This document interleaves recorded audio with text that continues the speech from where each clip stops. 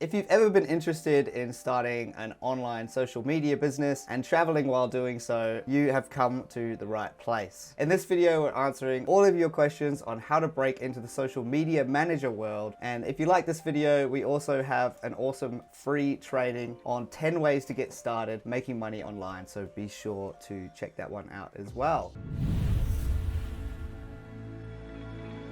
G'day nomads, welcome to another episode of Diginomad D&Ms. Today we have on the show the wonderfully talented and beautiful soul that is Jasmine, here to talk to us about all things social media, the solo female traveler game, and all things Diginomad life as well. So hey Jasmine, how you going? Good to see you as well, Joe. Thank you for your kind words. Yeah, thanks for coming along. All the way from Lisbon in Portugal, is that right? Yes, I'm actually in Lisbon. Yeah, awesome. Well, do you want to start off and tell us a little bit about what you do? Maybe a little bit about your story as well? Yes, so I'm Jasmine, I'm French, and I started my business as a social media manager last August. And from the first city and country, I decided to go to Lisbon in Portugal to develop my business because I heard that it's a good city for digital nomads. There are lots of people who are working remotely, expats, and it's a very multicultural city, and that's why I like Lisbon. I was supposed to stay 2 months, but actually... You're still there. Yes, I'm still there and I love it. I think that here, and I feel it for me, for example, that there are a lot of opportunities to meet clients, like to find clients, and that's awesome. Yeah, that's really good. I mean, I got that impression as well. We met, by the way, Jasmine and I met in a hostel in the middle of Lisbon when we were doing some volunteering. So Jasmine was being awesome and volunteering her time at Impact Hostel in Lisbon. Definitely worth checking out. They do a lot of, you say, not-for-profit work around Portugal, making like a huge difference. So I was just passing through, doing some volunteer work, and Jasmine was there. It was really cool to connect. How long have you been a nomad and what's your experience been like so far? I've been nomad for 10 years now because Wow. I come from Corsica. I grew up there, and after high school I decided to go to Paris to study in university, and then I moved 2 years in Montreal. Oh my goodness. Yeah, meanwhile, I went also working 3 months remotely in Mexico. So that was my best experience. That's so good. So you said, wow, you've done a lot of travel. That's awesome. Yeah, I love it. Yeah, you did a bit in Mexico as well. Was Mexico kind of where you started doing the whole social media thing? No, so at that time I was working remotely for a company in Montreal, and I was a SEO specialist and working as well for some clients as a social media manager. So I was doing both, and when I went to Mexico, I realized I didn't want to do SEO anymore, and I was more creative. I preferred to work more on social media. It was my thing. This trip made me realize many things. For many years now, I was thinking, okay, I want to be an entrepreneur, but I don't know what to do because I love everything. I love everything. Yeah, and I was doing social media in agency and a bit outside, and I said, okay, I think social media, it's for me. Ah, that's really cool. It's good to hear. Like, I mean, I don't think straight away, like a huge part of the process I think is finding out what you like doing, right? Especially when you're running your own business or working freelance remotely. There's this whole process of trial and error and like figuring out, okay, maybe I'll try social media for a while, maybe I'll try working with clients for a while, maybe I'll try an agency. But you know, it's cool that you've got to that point where you're like, no, this is what I want to do. I'm happy doing this. Yeah, it was easy for me because okay, I was loving social media, but also I used to help my friends on it. I think it helps when you know where you are good in. You know where your skills are, right? You're using your strengths as well. Yeah. That's really cool. Like, I guess going back to just digital nomading in general as well. So we've seen, okay, cool, this being a nomad and working from your laptop has allowed you to travel to all these different places over the last like 10 years. That's epic. What would you say are some of the benefits, aside from the obvious? What would you say are some of the benefits to being a digital nomad? So the benefits, obviously, it's travel whenever you want and wherever you want. And so that's the first benefit. And the second benefit is to meet people from everywhere on the world. So, for example, I went to Mexico and I met people from Argentina, from Australia, from America, from some parts of Europe. And actually, you don't need to for example, you don't need to go to Australia to meet Australian people, because you can meet them somewhere in the world. And I mean, me, you could come through to fantastic. Australia if you want. Yeah, I know you want me to come. But that's cool because you meet different cultures and you learn about those cultures, and you learn about the experience of people that you meet. And for me, that's the best part of working remotely. Oh, that's so good. Yeah, and being a digital nomad. Well, the two go hand in hand, right? You know, Yeah. It's amazing to experience a new culture, and for a lot of people that is the primary thing. It's like, cool, I want to go to like Thailand and like experience like the Thai culture and like a whole new way of living. But it's like all the people you meet that aren't from Thailand as well, or aren't from Mexico. You meet people from all around the world, and you get to be friends with and make connections with people that you would have never met in the traditional just living in your hometown doing everyday life. So I think that is a huge benefit to it as well. So we talked about the positives. Now we got to go negative, yin and yang and all that. Is there anything that you have struggled with personally on this journey? And what's your biggest challenge been? Not personally, but I know that some people were robbed when they were walking on the street, even during the day. Fortunately, it wasn't happened to me. I think because I paid attention. And I knew before to go to Mexico that I had to pay attention about everything. Yeah, be careful. Yeah, and about the challenging, I think it's the language. Even if I know some words and I can understand a bit, and I think it's very important when we go somewhere to learn at least the basic, just to be understandable and understand people. And for me, yes, I needed to learn more about Spanish, because when I travel, yes, because when I travel, I love to meet and speak with locals, and I arrived at one point where I was limited, So after the basic, what you can say? So yeah. yes. ¿Cómo estás? No hablo español. So yes, that was the most challenging, I think. Yeah, awesome. Yeah, so there's two things there. Making sure that you're aware, of your surroundings, kind of just a good travel tip.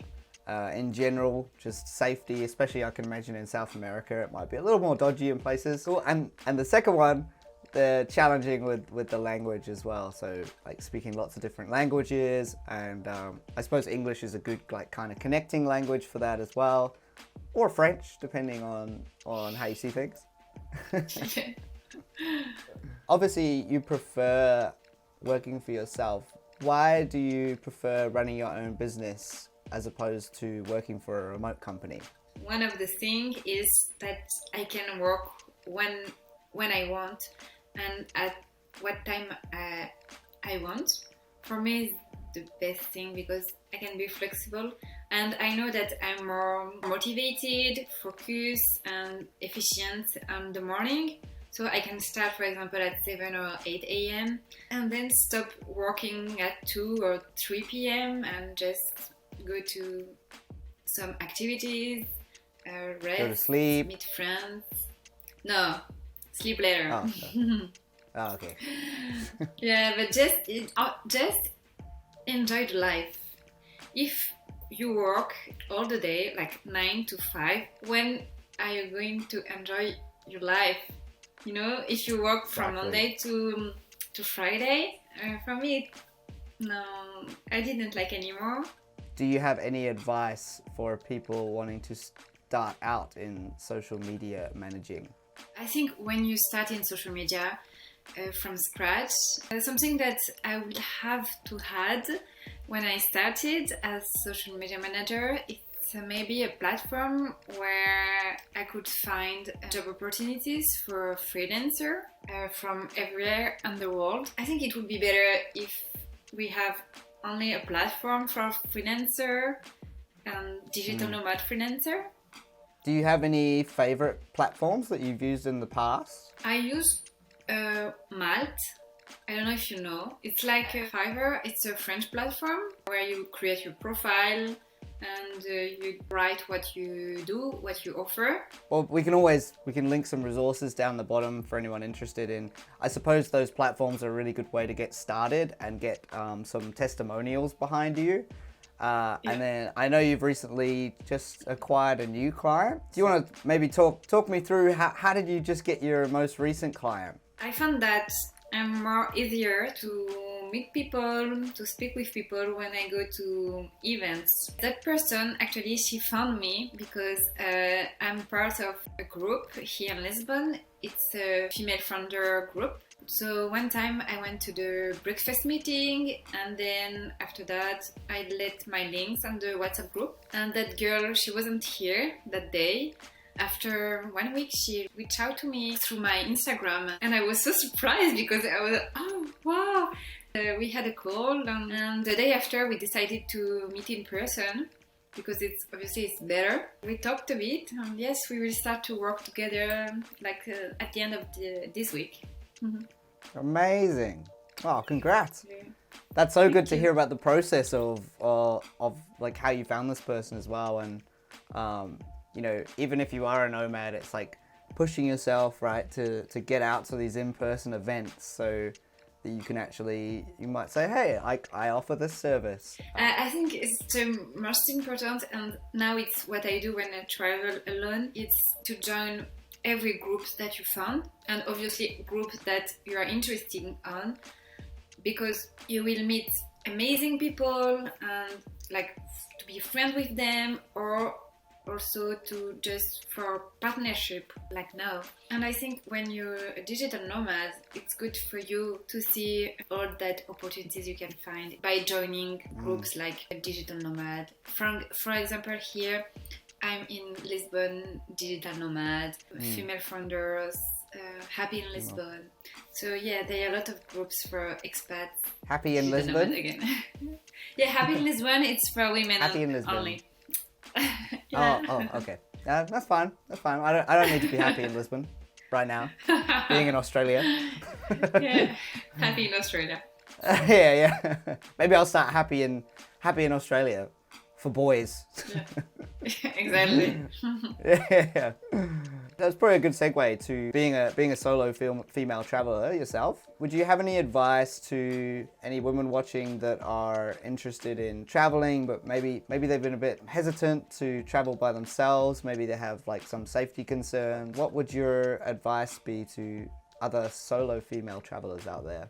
Again, my best resources are Facebook groups. I start by that, by joining female traveler, and there are many actually, so that's amazing. Because of that, I could make my plan to travel abroad, for example in Mexico, but I use also like other traveler groups. If you are hesitant and you're afraid, that's normal, but I think you will find some comfort on those Facebook groups because they are every day and always questions about traveling alone when you are a woman. Also, what's the best transport to take? What's the best area to go?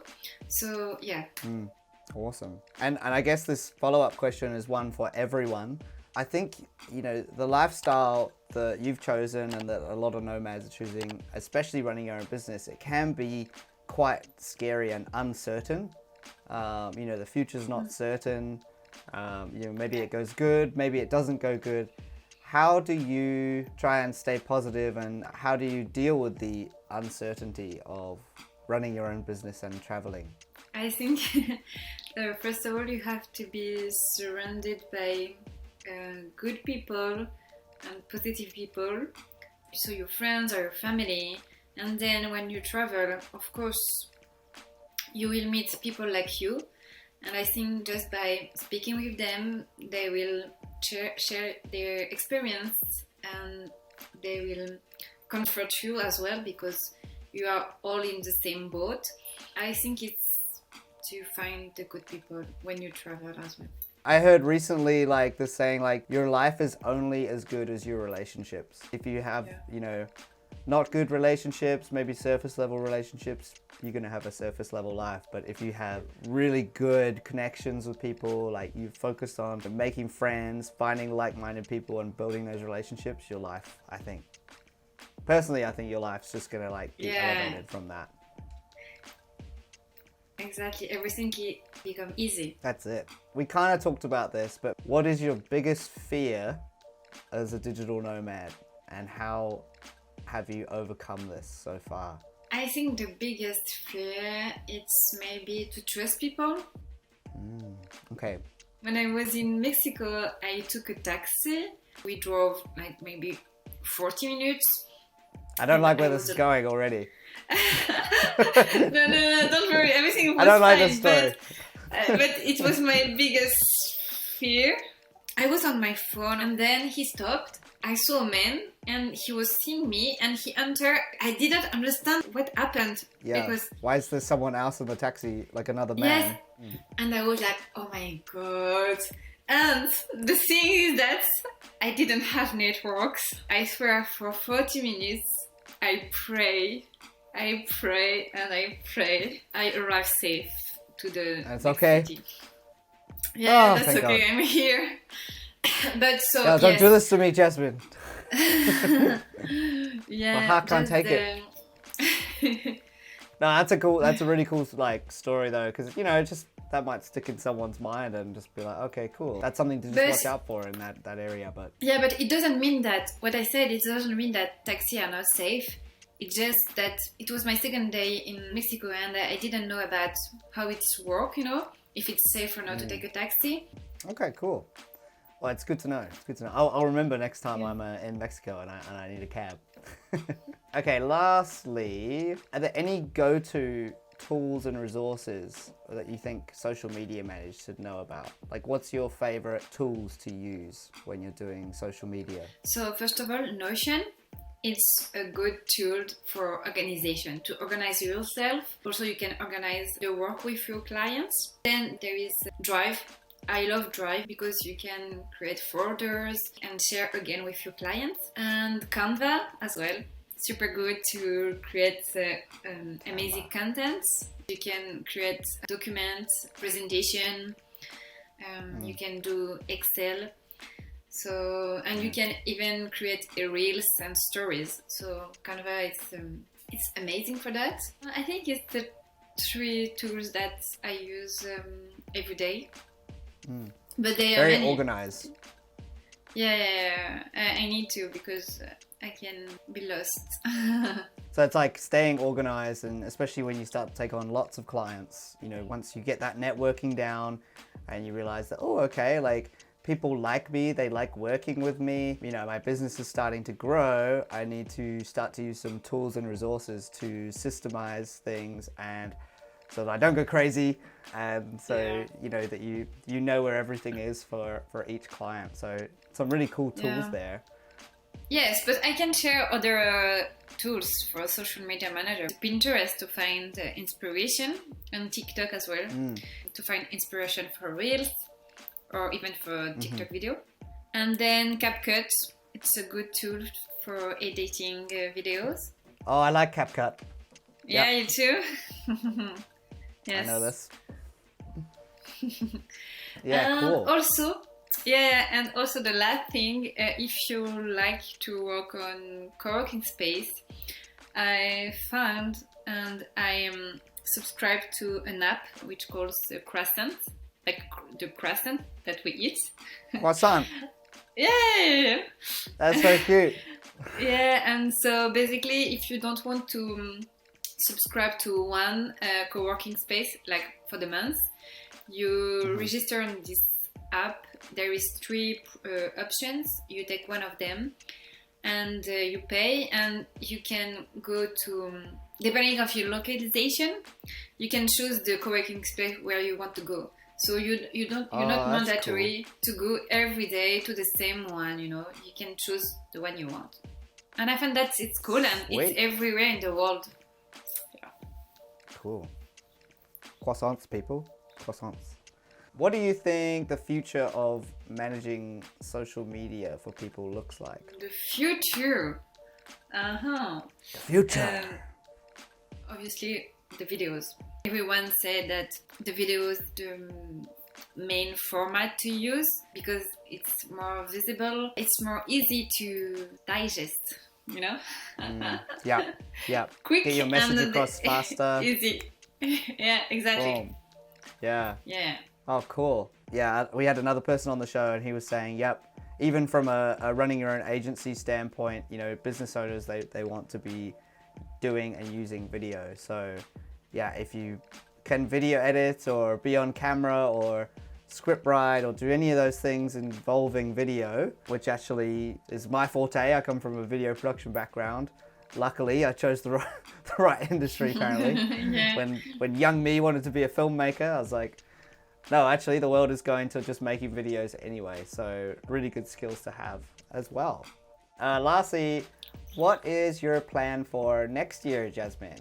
For now, I would like to stay more longer in Lisbon. Then I would like to go to Asia just to meet the culture and also for a spiritual journey. Yes. Any country in particular? Yes, Thailand, Indonesia, India.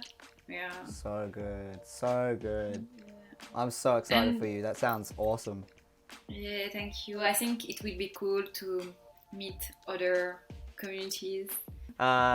Tim Draper Startup House is such a cool hostel in Bali. Tim Draper Startup House. So it's a shout out to them. Okay, thank you for the tip. Awesome place to meet people. So that sounds so cool. Sounds so exciting. Lisbon is incredible. So I hope you enjoy the rest of your time there, and hopefully you can find lots more clients while you're in Lisbon and connect with some more awesome female founders and travelers. And yeah, all the best for next year and your spiritual journey as well. Thank you, Joe. Thank you. Thanks, Jasmine. Thanks so much for coming on. We'll talk to you soon. Thank you. Yeah, bye.